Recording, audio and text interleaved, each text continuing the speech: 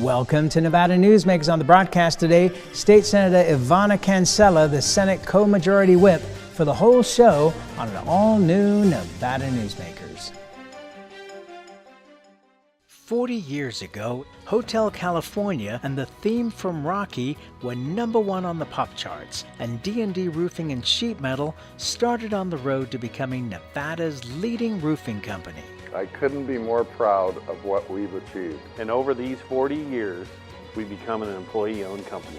So when you're talking to any employee, you're talking to an owner. And here's to the next 40 years. Happy 40th birthday, D&D Roofing and Sheet Metal. Nearly 200,000 Nevadans work in retail businesses, supporting families and the community. Nevada's retail businesses generated over $2 billion in sales tax revenue in 1 year, including nearly $700 million to help our schools.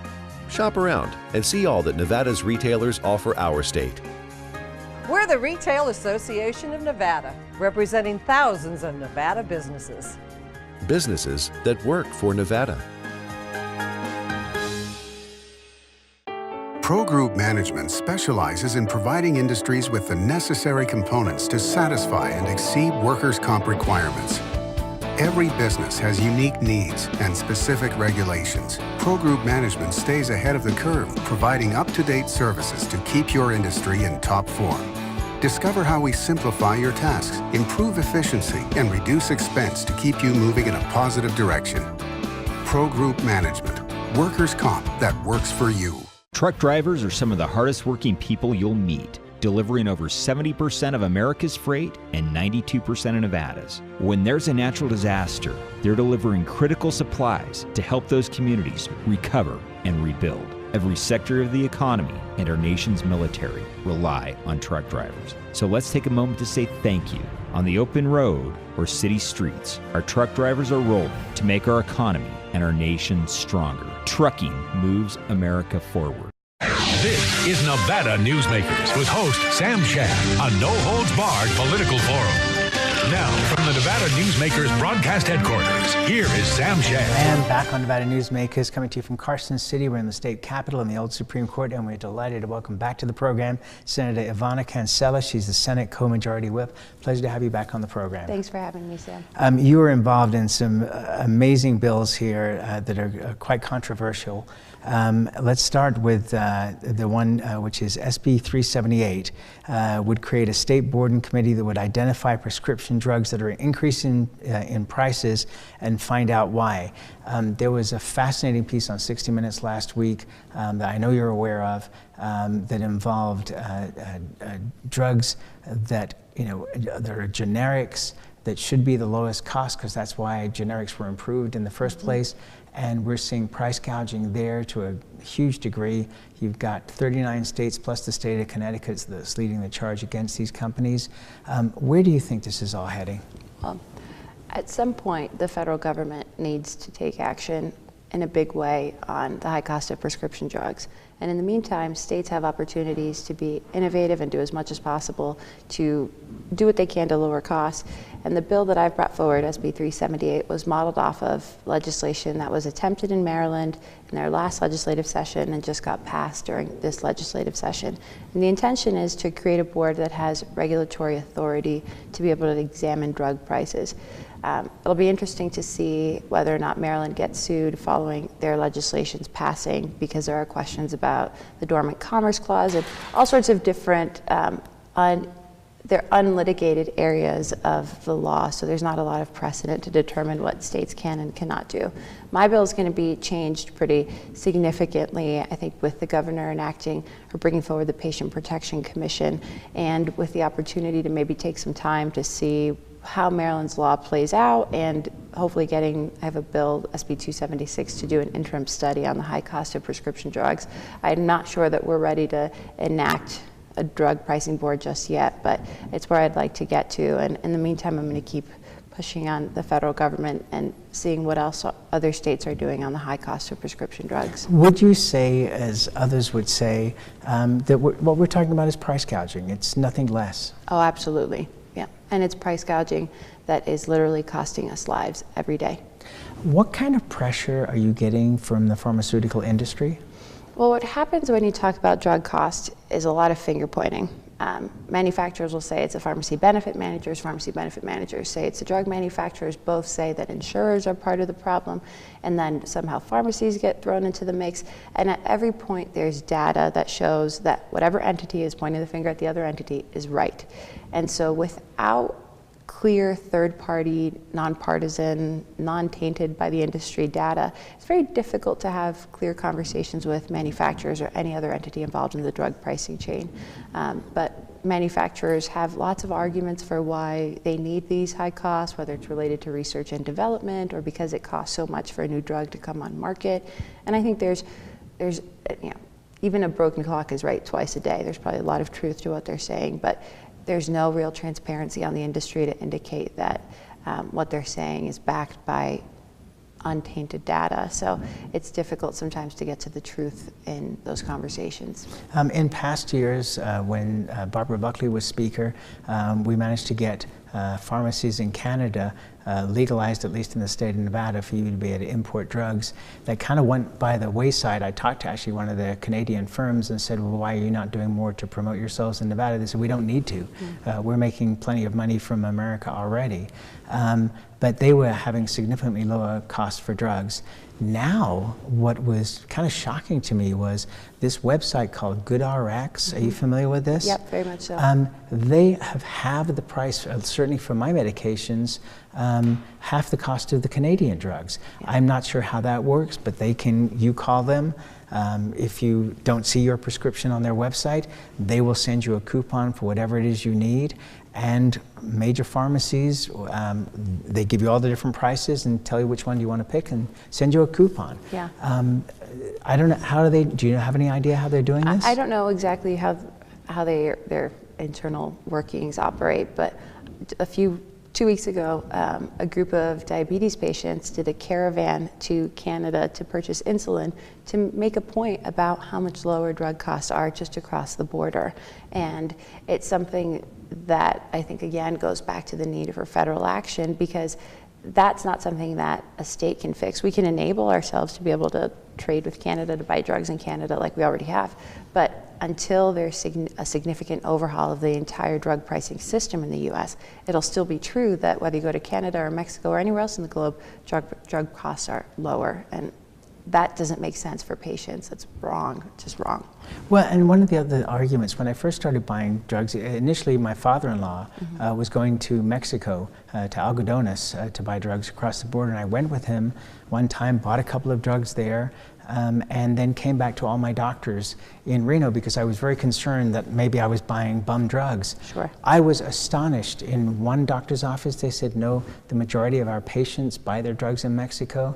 Another nurse told me that she bought her drugs in Costa Rica, where her family was from, because they were so much cheaper. There was no discussion whatsoever about these are bad drugs or there's an issue with these drugs. Right. Is that the same response you're getting?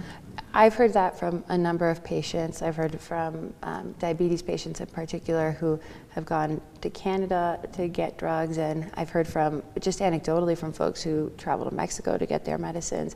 And I guess morally, I think that is so disheartening, because we as a country have so much prosperity. There's so much in the U.S. We're top notch in everything we do, and yet people who are sick have to rely on other countries that have figured out how to have a scheme that allows for lower drug costs that we have not figured out in the U.S. It's just wrong.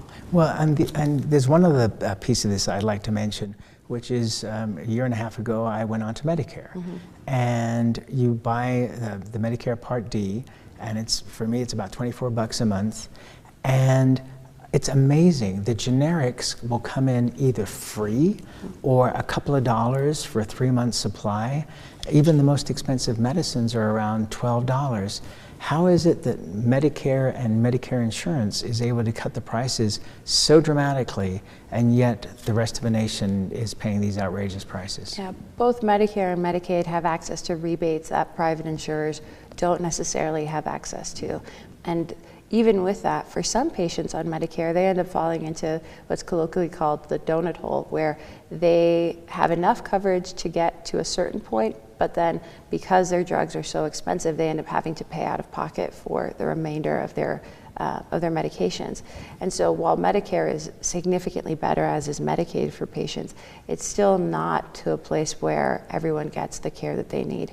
And if Medicare and Medicaid can figure out how to negotiate lower rebates, if there are programs that allow for lower rebates for both programs, we should be talking about how to access those in the private market to create equity for patients. It shouldn't be that because you are on Medicaid or Medicare, you have a better plan than someone who's paying into their private insurer at the cost of $500 a month, right? That doesn't make sense. Well, if you're not the manufacturer, I mean, the manufacturer is going to turn around and use all those excuses that you brought up earlier that really don't hold water. If the United States was taken out of the market, there are still multiple billions of people on the planet that need to take medications. Right. And if you spread the cost throughout all those countries, you could certainly lower the cost for people in the United States.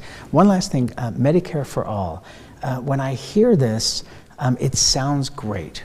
And I certainly think that in the last 5 years of me paying for my own insurance as an individual, the cost ended up being around $750 a month, which is insane.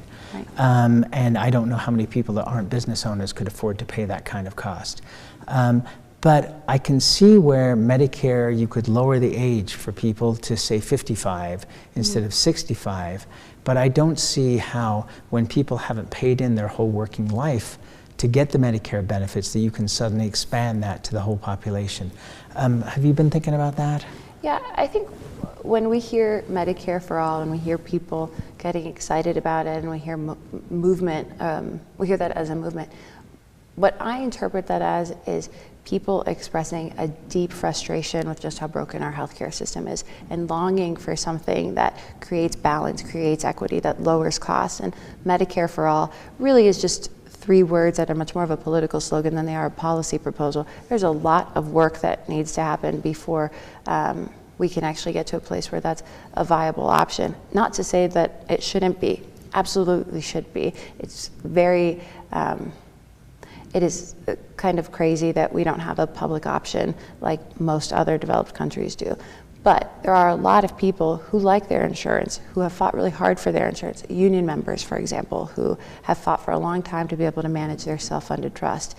And so it's, I think, looking at the system holistically and addressing it as a place where we need deep change and real political courage to do something different. And Medicare for all is a manifestation of one of those ideas.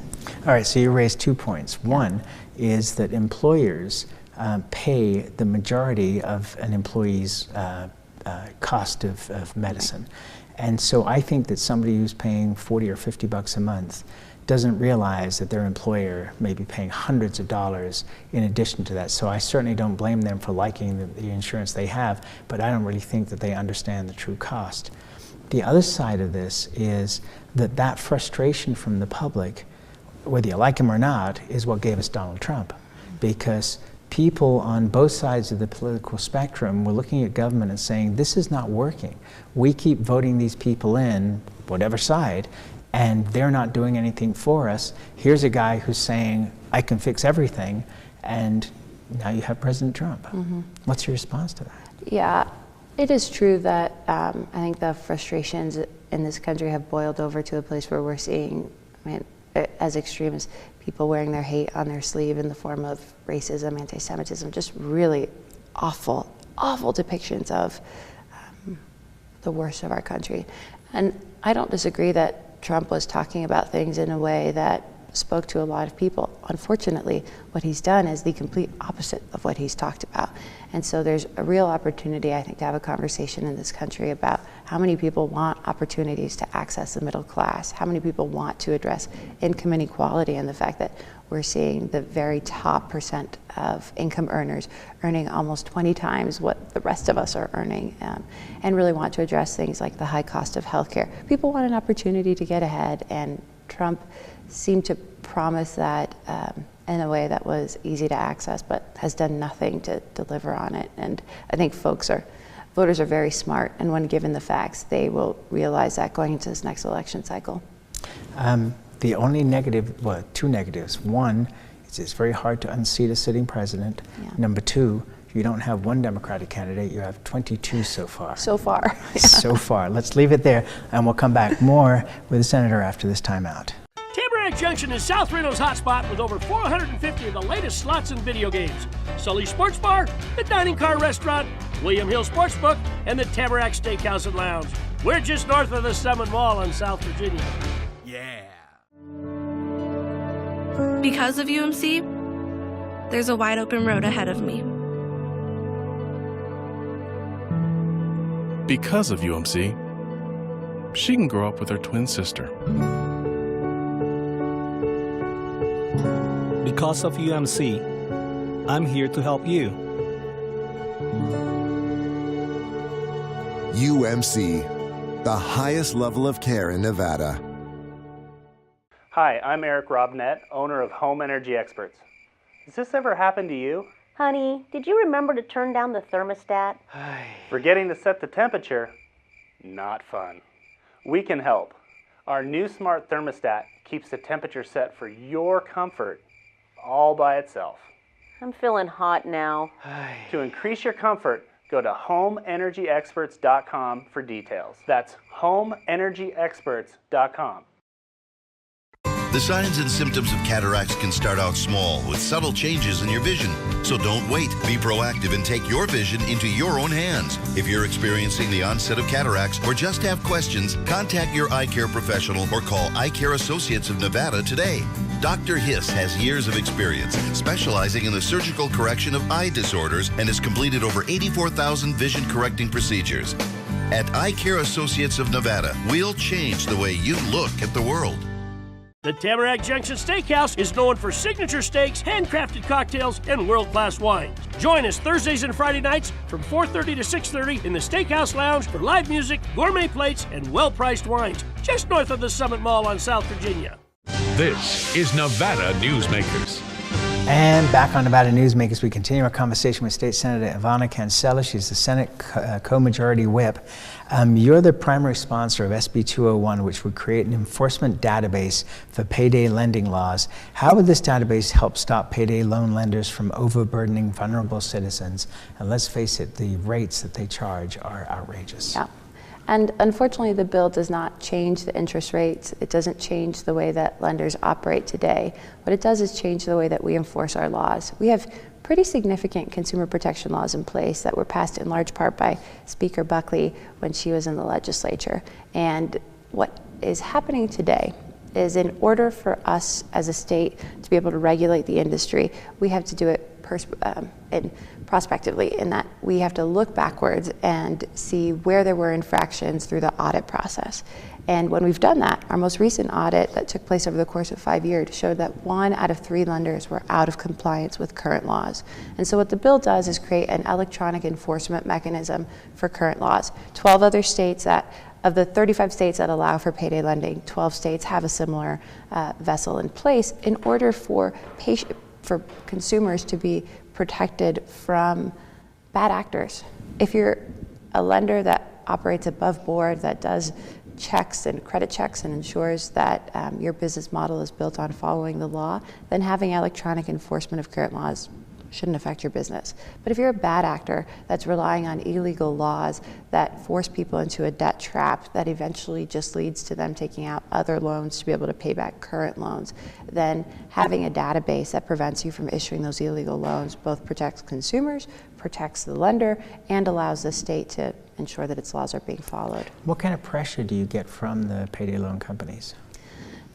So there are quite a few lending lobbyists in the building. Leading lobbyists. Yeah. We won't name names, yeah. But leading lobbyists. Yes, and it's a conversation about whether or not this will lead to their business model tanking, whether or not this will lead to the industry having to move out of state. I mean, lots of arguments that just have not played out in the 12 other states that have a similar database. So I'm hopeful that we will be able to, the bill's being work session today, and I'm hopeful that the Assembly will vote it out after it gets down to the Assembly floor, and that it'll be signed by Governor Sisolak. Are you comfortable with the industry itself, the business itself? Because those on the other side will come up with the argument and say, hey, these folks can't go to a regular bank. This is the lender of last resort, and if you take this away, people have no chance to get a loan. Yeah, and when the loan issued allows a person to fix that short-term fall. So you had to buy new tires because you had a flat tire and you needed an extra couple $100, but you knew you had that money coming in, so it's a one shot. When it works, the model works for folks, and it is true that we have a banking desert for low-income individuals. However, the business model is built off of repeat use of the product. And when you're trapped in that cycle of not having the money that you thought you were going to have to pay back the loan, it can lead to unintended consequences that ruin a person's life, to the tune of people having to pay back these loans for sometimes 10 years to pay back $1,000. I mean, that to me borders on criminal, and it's why I feel so strongly about making sure that all the consumer protections that are in statute right now are properly enforced. I also have to throw in that I think that truth in lending is such an important thing. When you get your credit card statement, a regular credit card from a regular bank, and you see on there now that if you pay the minimum, it's going to take you X amount of years to pay this. If you pay a certain higher amount, it'll take less years. But if you pay the minimum payment, it can be 10, 15 years before you pay off that loan. And that's with a 17% or 20, maybe 25% interest rate on a credit card. Imagine with a 400 or 200% interest rate on a loan, on a payday loan. And unfortunately, many of the consumer protections that were put in place at the federal level under the CFPB, the Consumer Finance Protection Bureau, are being systematically rolled back under this administration. And so there's an extra sense of urgency, I think, for the states to take action, and SB 201 gives Nevada that opportunity. You know, I can remember when credit card interest rates for good people, or people with good credit, were 12%. Right. Those days are long gone. Yeah. Stick around, we'll hold you for the whole show. We'll be right back after this. Dimitri Prine here for Design Outdoor. Are you a homeowner who's interested in remodeling or building a home? At Design Outdoor, we can show you how adding natural or manufactured masonry stone can add beauty and value to your home. And we refer only the best contractors. Our store and backyard are located at 11600 South Virginia, just north of DeMonte Ranch Parkway. Visit designoutdoor.com or call us at 851-9499. Hey guys, are you watching the game at a friend's or the bar again because you can't watch at home with your wife? Or worse, because she kicked you out and kept your couch, your flat screen, and your kids? What's the one thing a man needs when he loses a good woman? A good lawyer. And when he loses a bad woman, he needs a great lawyer. What makes a good woman a bad woman? You tell me. You're the one that can't watch the game in your own home. I'm men's rights attorney Marilyn York, and I represent men in divorce, custody, and family law matters. Hi, I'm Dave Newman. Remember me? I used to be the house detective, and now I'm a realtor, full-time at RE/MAX Realty Affiliates. A lot of people ask me, how's the market? You know what? It's fantastic. If you're even kicking around the idea of buying or selling, give me a call. Let's talk about it. Call me at RE/MAX Realty Affiliates and just ask for the guy who used to be the house detective, Dave Newman. Everyone is talking about opioids, but they're not the only drugs that can be harmful if taken in large quantities or not as prescribed. You also need to be aware of side effects from anxiety drugs, muscle relaxants, sleep aids, and stimulants. Mixing prescription drugs with other drugs or alcohol can be dangerous. If you take an Ambien with a glass of wine, it may be enough to stop you from breathing. Prescribed drugs can be just as dangerous as illegal drugs. Take medications only as directed. This is Nevada Newsmakers. And back on Nevada Newsmakers, we continue our conversation with State Senator Yvanna Cancela. Senate Bill 538 would create a state office of New Americans, had its first hearing this week. What does this bill do? So it creates an office within our government that allows for new Americans, new Nevadans, immigrants to be able to have a central location where they can go to access government resources and get clarity on what the process is for different actions that get taken within the government. So I'll give you an example. In my non-legislative life, I'm the director of an organization called the Citizenship Project. we help people apply for citizenship at no cost. When you're applying for citizenship and looking to access a fee waiver, you have to give proof that you're receiving food stamps or that you're on Medicaid. And the form was not being done in the correct way so that individuals were able to turn it in to USCIS. So we had to go through a whole process of trying to figure out how to get the form formatted differently. And it was a huge, huge lift. It took us almost 6 months to do. And that's the kind of process that when there's a centralized place that we can address the overlap between state and federal policy for immigrant families. That's what the Office of New Americans is going to address. I have a funny feeling that you're going to get a tremendous amount of pushback on this. Have you already? Yeah, there are a lot of folks with misinformation about what the office will do, and there's a lot of folks who feel strongly about immigrant families, and I've done my best to respond to each of them and remind them that 1 in 5 Nevadans is actually foreign-born, and that we have a responsibility to our immigrant families who are here working and doing everything they can to have opportunities for their family the same way that any other family would want. And I'm thrilled that the governor has proposed this, and I'm so looking forward to doing everything I can to not only support the legislation, but making sure that folks know about the Office of New Americans and that it's tremendously successful. And that's where you have to leave it. Thank you so much for taking out the time at this point of the session. We really appreciate it. Thank you, Sam. And we'll be right back. A bird's eye captures its surroundings at different heights. At Brian Culpa Photography, we can make your imagination soar over buildings, parks, cityscapes, and beyond. Brian's images tell the story and get the job done. If you need a new perspective to tell your story, contact Brian today. Brian Culpa Photography. Experience the bird's eye view at brianculpaphotography.com.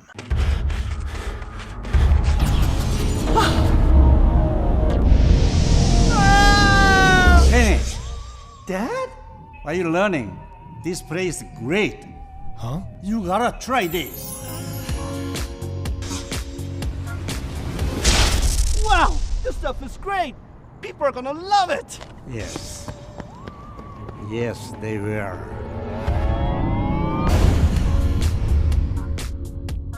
St. Ives Florist for every holiday and every special occasion. For romance. Custom home design. We have the largest selection of fresh flowers in northern Nevada.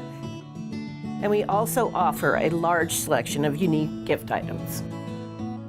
Come see me, Lori Ann, at St. Ives Florist, 700 South Wells Avenue, or call me at 333-9190.